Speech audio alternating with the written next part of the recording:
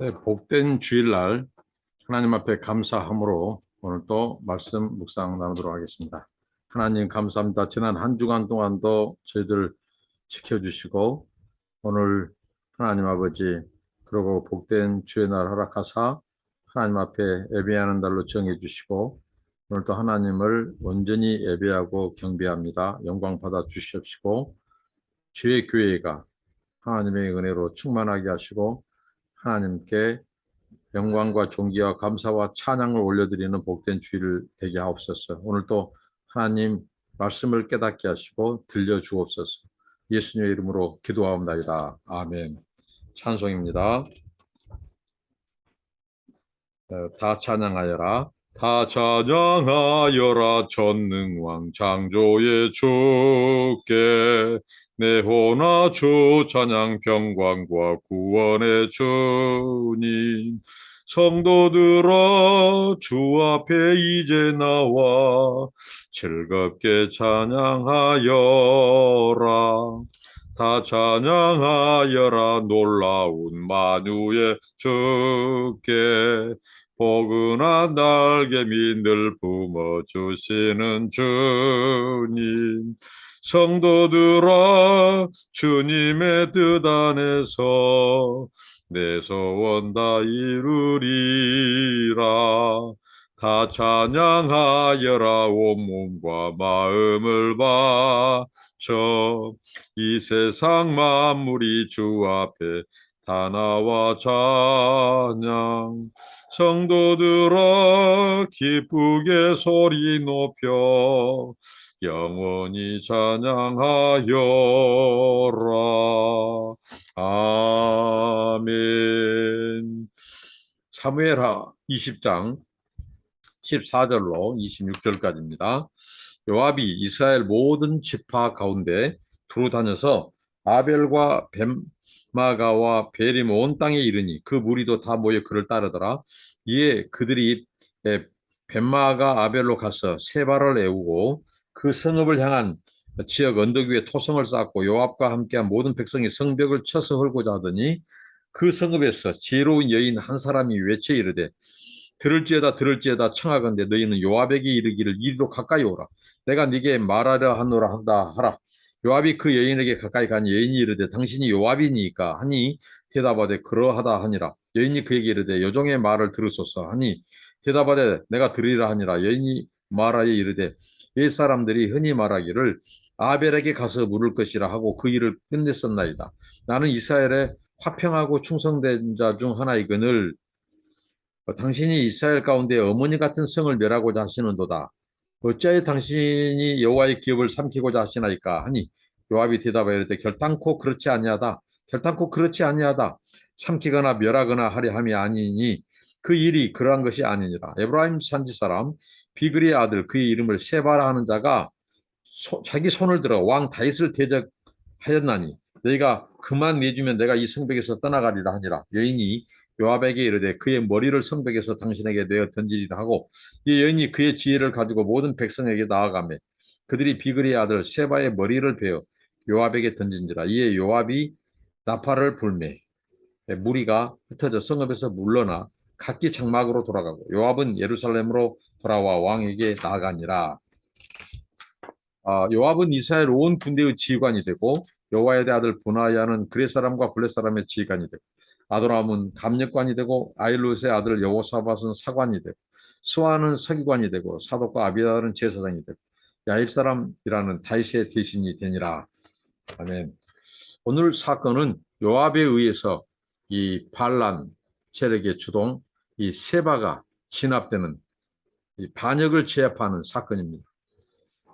오늘 사건에 우리는 또 지혜로운 한 여인을 만났죠. 그것은 바로 아벨성에 사는 한 여인입니다. 이 여인은 이름이 소개되어 있지 않습니다. 그런데 이 여인의 이 모습을 보고 사무엘서 기자에서 나온 새 여인을 우리가 생각해 볼 수 있습니다. 지혜로운 여인이 등장하죠.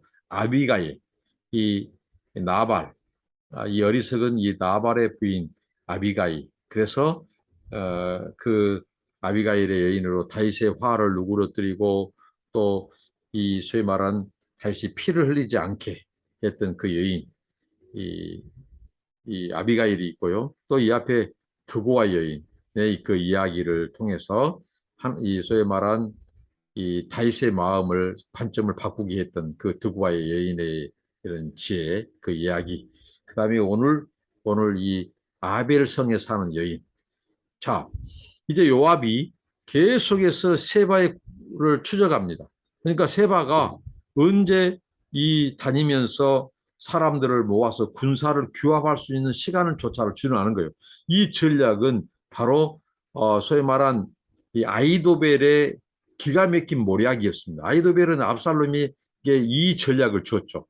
다윗이 군사를 모을 겨를도 주지 않고 바로 추적하면 그가 지쳐 있을 때 다윗의 군대를 없애고 다윗도 죽일 수 있다.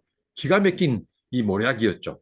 근데 오늘 그 모략을 지금 요압 이스라엘 군대가 반역자 세바를 진압하는데 사용하고 있다는 겁니다. 그래서 틈을 주지 않아요. 계속 추적해 버리니까. 그래서 세바가 지금 어느 성에 피해 숨어 들어가 있는지까지도 알게 되는 거예요. 그까지 추적했다는 거죠. 그래서 요압이 그 성을 에워싸 버립니다. 이 아빌이라고 하는 성을 에워싸고 토성을 쌓습니다. 토성을 쌓고 성경에 구약 성경에 특별히 어려운 한자말을 써 공성태라고 하죠. 이 토성을 쌓아서 이제 그 성을 넘어가서 이제 어떻게 보면 세바를 죽이고 그 성을 어떻게 함락하려고 하는 전략을 가졌어요. 그런데 한 여인이 등장합니다. 요압을 찾습니다. 요압을 부릅니다.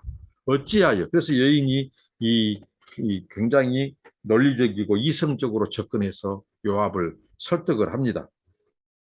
그 여인이 이 성이 어떤 성이냐, 역사와 전통이 있는 성이다. 옛날 속담에 물어볼 곳이 있으면 아벨 지역에 가서 물어보면 답이 나온다. 이 말을 합니다. 그것은 뭐냐? 이 아벨성은 지혜의 성이다. 이곳에서는 현자들이 많다는 거죠. 이곳에서 모든 문제를 가지고 오면 여기서 어떻게 보면 상담가들이 많은 거예요. 그래서 여기서 문제를 해결받는다는 거예요. 이 지혜의 성을 네가 어떻게 멸할 수 있느냐? 이런 역사와 전통을 가지고 있는 성. 이렇게 말을 합니다. 이스라엘의 어머니와 같은 성읍을 어떻게 당신이 무력으로 진압할 수 있느냐? 우리가 죄 지은 것도 없는데. 둘째, 아벨 성 사람들은 정치에 관심이 없다. 평화롭고 성실하게 살려는 사람들이 있는 곳이다. 그런데 이들을 치는 것은 옳지 않는 것이다. 이 요압은 어떤 사람이에요? 무력에 능한 사람, 사람을 쉽게 죽인 사람, 피를 보는 사람이죠. 근데 그 요압을 설득하는 거죠. 여기는 평화로운 사람이다. 정치에 관심 없는 사람들이. 이렇게 말을 합니다. 정치적으로 해석하지 마라. 당신의 그 야망, 야욕으로 우리를 죽이려 하지 마라. 하고 상식의 접근에 탄원하고 있죠. 셋째는 그녀는 그렇습니다. 이 아벨이라고 한 성읍은 여호와께서 주신 유산이다. 조상 때부터. 근데 어떻게 이 여호와의 유산을 함부로 대할 수 있느냐 하고 유엘 사태만은 없도록 하는 거죠. 여인의 정말 이 현숙한 지혜입니다. 그렇게 사람 죽이기를 좋아하고 쉽게 폭력을 일삼고 무력으로 진압하는 이 요압. 그 요압 장군을 이 세 가지의 접근으로 설득을 합니다. 그러니까 우리가 여기서 주는 이 교훈은 있어요. 싸우지 않고도 이기는 법. 오늘날 우리가 러시아나 우크라이나 막 이런 남북 문제의 갈등, 아직도 뭐 세계 내전 전쟁 상황이 많은데 가장 좋은 전쟁은 뭐냐면 싸우지 않고도 승리하는 거예요. 싸우지 않고도 이기는 법. 그건 뭐겠어요? 평화입니다. 평화. 평화가 무기라는 거죠. 평화보다 더 좋은 무기가 없어요. 그러니까 이 여인은 아비가일과 같은 역할을 하는 거예요. 이 평화로운 도성 사람들까지 죽이고 그를 죽이려고 하면 얼마나 많은 피를 흘립니까? 수천 수백만이 죽을 수 있습니다. 근데 한 여인의 지혜로운 설득, 지혜를 동원하여 요압을 설득함으로써 피 하나 흘리지 않고 이제 알게 되죠. 요압이 아니다. 너희들 다 죽이지 않는다. 이 다윗에게 반기를 들었던 세바만 내놓으면 된다. 하고 그 여인이 이제 그 말을 듣고 그 세바 사람들에게 설득을 해서 소위 말해서 아벨 성 사람들에게 말을 해서 세바만 잡게 합니다. 그래서 세바의 목을 쳐서 그 목을 이 성 밖으로 내던지는 그 시신을 내던지는 그래서 요압이 바로 이제 철수를 하죠. 완전히 세바는 진압이 됐습니다. 그 아벨 사람들에 의해서 처치가 됐죠. 그러니까 이 아벨, 이 소위 말하는 피를 많이 흘린 요압, 이 다윗 왕권에 피를 묻히지 않도록 한 여인의 이 이성적인 설득에 의해서 평정이 되죠. 그러니까 평화가 무기라는 것, 지혜가 무기라는 것. 우리가 구할 것은 하나님 앞에 지혜와 평화를 구해야 돼. 그래서 싸우지 않고도 무장 해제시키고 이길 수 있는 것. 이 지혜가 필요합니다. 오늘 이 여인을 통해서 말해주고 있습니다. 네, 수백 수천 명의 목숨을 구했습니다. 이 여인의 슬기로운 말이 정말 이 아비가일을 연상케 한 여인이죠. 지혜로운 여인입니다. 정말 이러한 것이 오늘 우리에게 하나님의 사람들에게 필요합니다. 우리의 가정, 또 우리의 사회, 교회에서 또 나라에서도 마찬가지고요. 피를 묻히지 않고도 문제를 해결하는 이런 평화로운 화평케 하는 자는 복이 있다고 했죠. 하나님의 아들이라 일컬음을 받는다고 했죠. 이러한 접근, 이런 지혜가 오늘 필요하다는 것이죠. 이게 다윗에게 있어서 계속 주변에 이런 살상, 요압이 이 여인이 아니었으면 수천 수백 명을 또 죽였어요. 무고한 그 애꿎은 시민들, 그 성읍 사람들을.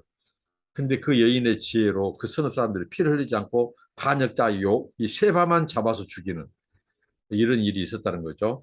그러니까 이런 것들을 보면 하나님께서 사건 속에서 어떻게 이 다윗 왕국을 도와주고 있는가, 다윗을 도와주고 있는가 볼 수 있죠. 요압이 얼마나 많은 사람을 죽임으로써 다윗 왕국에 데미지를 주고 이 잔인한 정권으로 어떻게 보면 인류의 평화와 구원을 도모해야 될 다윗 왕국이 계속해서 칼부림이 계속 있는 거죠. 그런데 거기에서 이 여인의 등장으로 말미암아 그리고 그 다음에 다윗의 관료들이 소개되어 있죠.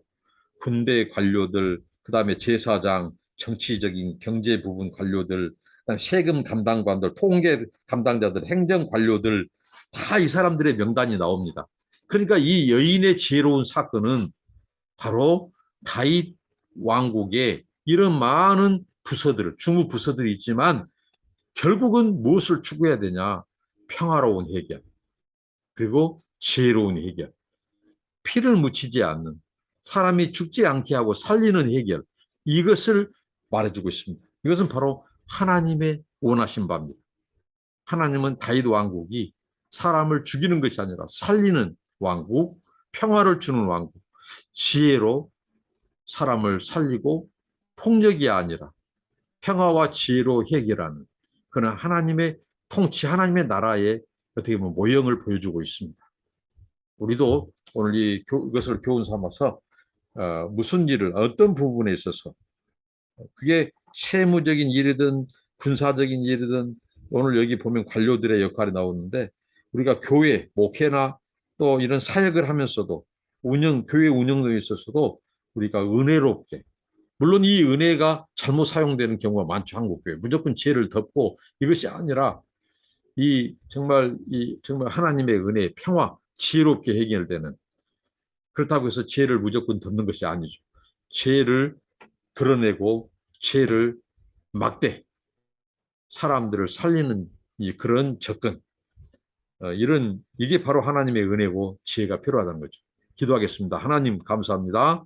결국 검을 쓰는 자는 검으로 망한다는 교훈처럼 반역자 세바를 심판하신 하나님 그의 목을 치신 사건을 통해서 결국은 그가 교만하고 탐욕과 탐심에 야망에 물들어 있을 때 그 머리를 치심으로써 하나님 아버지 하나님의 심판인 것을 보여줍니다.